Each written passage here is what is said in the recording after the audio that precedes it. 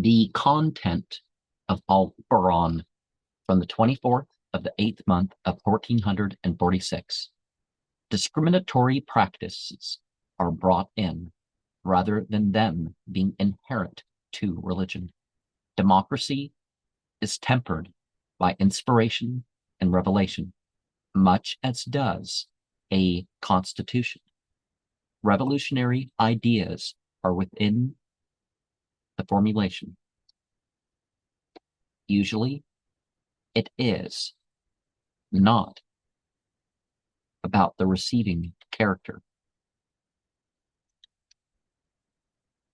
Everyone seems to have something to which they surrender.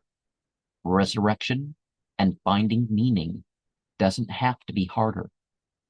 Regulations and narratives don't have to start out as familiar.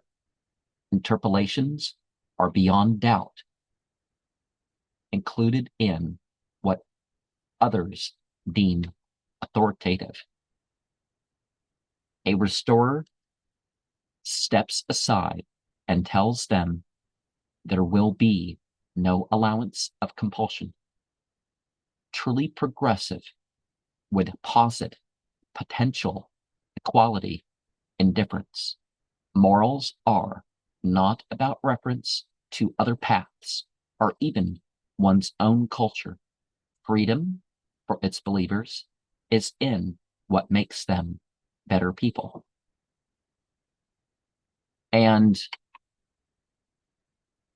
people talk about abrogation, but abrogation is of earlier sayings, rules for the communities of previous prophets. So to clarify, that's what's being mentioned in that line. And that the problems are things people put in or take out of their context, which solves the issue.